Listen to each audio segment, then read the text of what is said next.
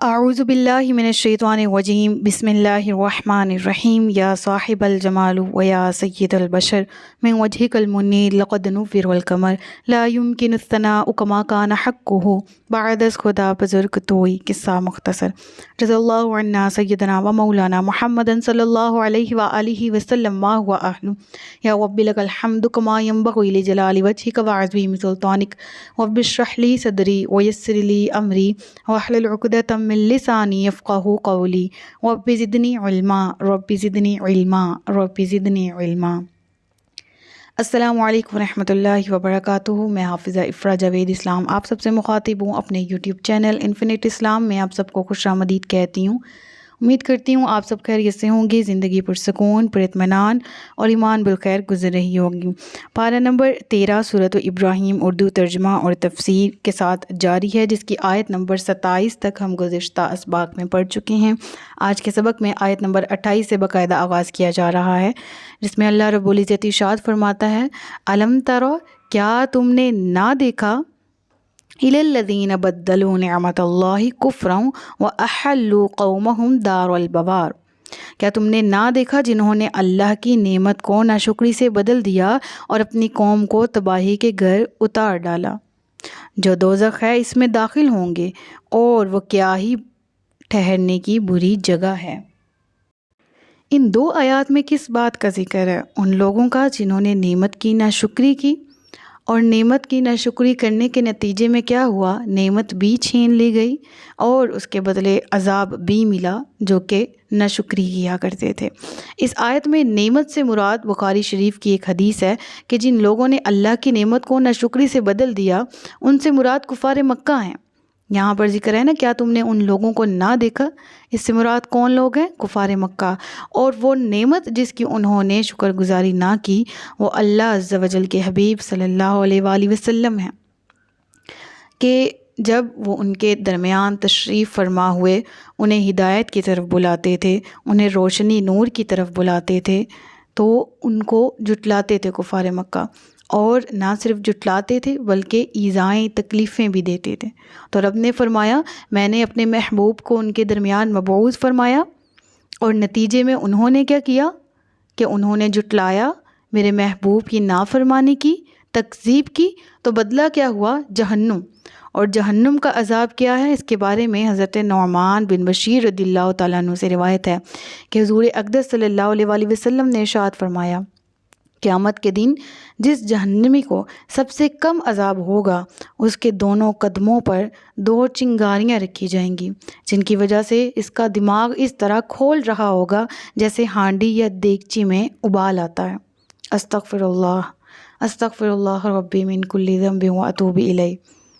یعنی رب العالمین نے عذاب نار اس قدر شدید بنا رکھا ہے، تیار کر رکھا ہے کہ اس کی ہلکے سے ہلکی فارم ہم نے یہاں پڑھی کہ آگ کی چنگاریاں قدموں پہ رکھی جائیں گی کہ جس کی تپش اس قدر ہوگی کہ دماغ ابل جائے گا۔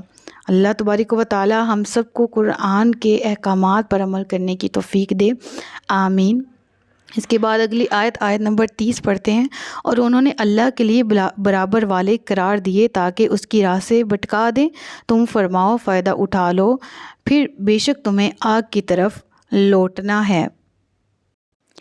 میرے ان بندوں سے فرما دو جو ایمان لائے کہ نماز قائم کریں، کہ نماز قائم رکھیں اور ہمارے دیے ہوئے میں سے کچھ ہماری راہ میں پوشیدہ اور اعلانیہ خرچ کریں، اس دن کے آنے سے پہلے جس میں نہ کوئی تجارت ہوگی اور نہ دوستی۔ گو کہ اس آیت میں ایمان والوں کو تلقین کی جا رہی ہے کہ جو لوگ کلمہ محمد مصطفیٰ صلی اللہ علیہ وآلہ وسلم، کلمہ توحید پڑھ چکے ہیں، محمد صلی اللہ علیہ وآلہ وسلم کی نبوت اور رسالت کا اقرار کر چکے ہیں، اللہ کی توحید کا اقرار کر چکے ہیں، دائرہ اسلام میں داخل ہو چکے ہیں، تو ان کے لیے کیا لازم و ملزم ہے؟ نماز قائم کریں اور اللہ کی راہ میں زیادہ سے زیادہ خرچ کریں۔ اور خرچ کیا کریں؟ حلال رزق، کیونکہ حلال رزق میں سے ہی خرچ کیا ہوا، اور حلال رزق ہی اللہ کی راہ میں خرچ کیا ہوا اللہ کی بارگاہ میں مقبول ہے۔ اب یہاں پر ارشاد ہوا وہ ينفقوا مما رزقناهم سرا وعلانیہ، تو اس چیز پہ میں بارہا بتا چکی ہوں کہ پوشیدہ دینا وہاں لازمی ہے جہاں میجورٹی آپ کو معلوم ہو کہ آپ کے دل میں کہیں نہ کہیں ریاکاری نہ آ جائے، آپ کے دل میں فخر نہ آ جائے فلاں بندے کی مدد کرنے میں یا فلاں چیز اللہ کی راہ میں خرچ کرنے میں، تو وہاں پر آپ پوشیدہ طور پر بغیر کسی کو بتائے خرچ کر سکتے ہیں۔ اور جہاں پر آپ کو اگلے بندے کی عزت نفس کا بھی خیال ہو، جہاں معلوم ہو کہ یہ نہیں پسند کرتا کہ لوگوں کو معلوم ہو کہ اس کی مدد کی جا رہی ہے، تو ایسے سفید پوش لوگوں کی بھی چھپ کر مدد کی جائے۔ اور نفلی صدقات کی بھی بات اسی میں آ جاتی ہے، جبکہ جو حکم ہے، جو فرض عبادات ہیں، جس طرح زکوٰۃ ہے، اس کا حکم فرض ہے، تو ان کو اعلانیہ طور پر دیا جائے تاکہ لوگوں میں بھی مزید ترغیب پیدا ہو۔ تو رب فرماتا ہے مومن تو وہی ہیں جو نماز قائم رکھیں اور ہماری راہ میں پوشیدہ یا اور اعلانیہ خرچ کریں، یعنی دونوں ہی الاؤ ہیں، دونوں ہی جائز ہیں، ٹھیک ہے۔ تو ایک شخص جو اعلانیہ خرچ کر رہا ہے اس پر بھی کوئی ملامت نہیں، اور ایک شخص جو پوشیدہ خرچ کر رہا ہے اس پر بھی کوئی ملامت نہیں ہے، الغرض یہ کہ اخلاص کے ساتھ خرچ کر رہا ہو، الغرض یہ کہ تقوی کا ساتھ اس کے ساتھ موجود ہو۔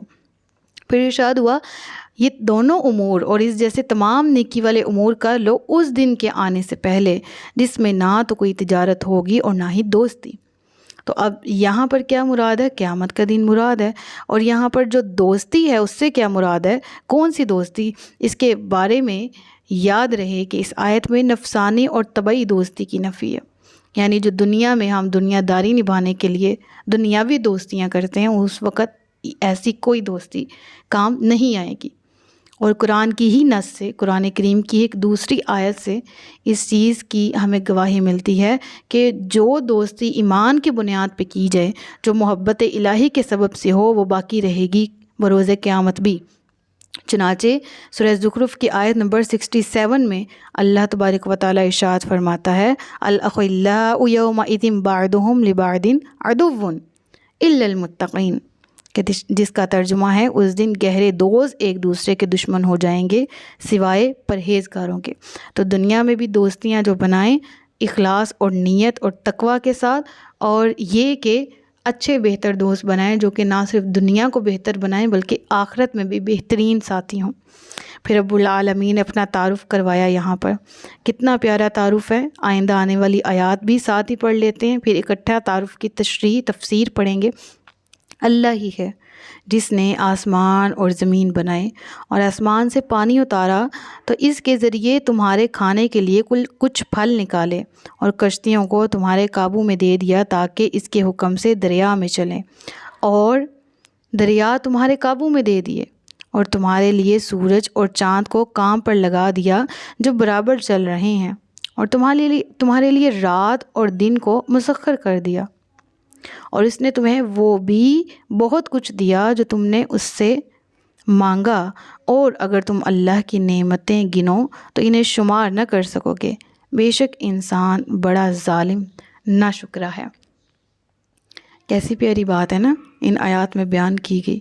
رب العالمین نے اپنی ذات کا بہترین تعارف کروایا، اور کیا ارشاد فرمایا، کتنی پیاری نشانیاں جو کہ ہمیں ان آیات میں پڑھنے کو ملتی ہیں، کل 10 کا ذکر کیا گیا۔ ایک، اللہ نے آسمان و زمین کو پیدا کیا، آسمان کو پیدا کیا، زمین کو پیدا کیا، پھر آسمان سے پانی اتارا تاکہ وہ پانی زمین سے کچھ اگا سکے، اور زمین سے پھر نکلا، سبزہ نکلا، پھل نکلے، پھول نکلے۔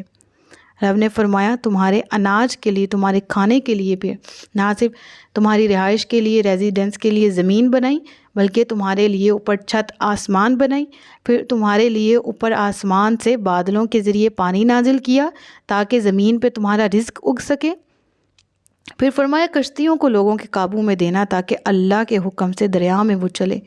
یہ کس کا حکم ہے کہ ایک بھاری بھرکم کشتی اپنے اندر منو ٹنوں سامان لادے ہوئے، افراد کو لیے ہوئے ایک جگہ سے دوسری جگہ ان کو منتقل کر رہی۔ الغرض یہ کہ اگر پانی کا سفر ہمارے لیے ناممکن ہوتا تو شاید جو ملک جزیروں پہ واقع ہیں، شاید جو لوگ پانی کے اس پار ہوتے ہیں، موجود ہوتے ہیں، وہ کبھی ایک دوسرے سے نہ مل سکتے، نہ تجارت ہو سکتی، نہ زندگی جس طرح آج ہے ویسے ممکن ہوتی۔ تو رب نے پانی کو بھی ایک طرح سے کشتیوں کو بھی مسخر کیا تاکہ وہ انسانوں کے کام آ سکے۔ اللہ نے کشتیوں کو بھی کام پہ لگایا، پھر دریا کو بھی لوگوں کے قابو میں دے دیا، پانی کو بھی لوگوں کے قابو میں دیا کہ وہ کس طرح سے اس کے ذریعے اس پر تیرتے ہوئے سفر کر سکتے ہیں۔ پھر اب نے فرمایا نہیں نہیں، یہاں پر ختم نہیں ہو جاتا، دیکھو میں رب ہوں، میں نے تمہارے لیے زمین و آسماں بنائے، پانی اتارا، زمین سے سبزہ اگایا، زمینی سفر جو طریقہ ہے وہ تمہارے لیے ممکن بنایا، نہ صرف کشتی کو بلکہ پانی کو بھی تمہاری مکمل طور پر تمہارے قابو میں دے دیا، بلکہ ساتھ ہی ساتھ جو سورج اور چاند ہیں ان کو بھی کام پر لگا دیا، وہ برابر چل رہے ہیں، اپنے اپنے مدار میں تیر رہے ہیں ایک مقررہ مدت تک۔ جب اللہ کا حکم انہیں جب تک ہے یہ روز طلوع ہوتے رہیں گے، روز غروب ہوتے رہیں گے۔ پھر اس کے بعد اللہ نے ارشاد فرمایا تمہارے لیے میں نے رات اور دن کو بنایا، مسخر کر دیا، رات کو تم آرام کرو، دن کو تم ذریعہ معاش تلاش کرو۔ لوگوں کو بہت کچھ رب العالمین فرماتا ہے کہ میں نے اتنا کچھ دے دیا، پھر تو میں وہ بھی دیتا ہوں جو تم مجھ سے طلب کرتے ہو، جو منہ مانگی چیزیں ہیں، منہ مانگی مرادیں، میں تو وہ بھی قبول کرنے والا ہوں۔ تو پھر تم لوگ کہاں بھٹکے جا رہے ہو، کہاں بہکے جا رہے ہو؟ یا ایھا الانسان ما غرک بربک الکریم، کس چیز نے تمہیں تمہارے رب سے دھوکے میں ڈال دیا؟ اے انسان، تمہیں کس چیز نے تمہارے رب سے دھوکے میں ڈال دیا ہے؟ کہاں جا رہے ہو؟ پلٹ آؤ، لوٹ آؤ اپنے رب کی طرف۔ پھر ہم نے ارشاد فرمایا تم نعمتوں کو گننا بھی چاہو تو تم شمار نہیں کر سکتے۔ ابھی یہ وہ نعمتوں کا ذکر ہے کل جو ان 2-3 آیات میں مینشن ہوئی 10، اس کے سوا کیا بس یہی نعمتیں ہیں جو شکر ادا کرنے کے لیے کافی ہیں؟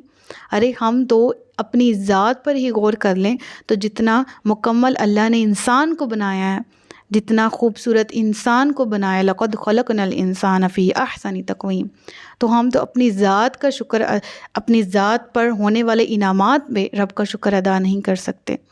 تو پھر یہ کائنات بھی ہمارے لیے بنائی گئی، زمین، سورج، چاند، ستارے، نباتات، حیوانات، سب مسخر کر دیے گئے صرف ہمارے لیے تاکہ ہم اللہ کی نعمت کا شکر ادا کریں۔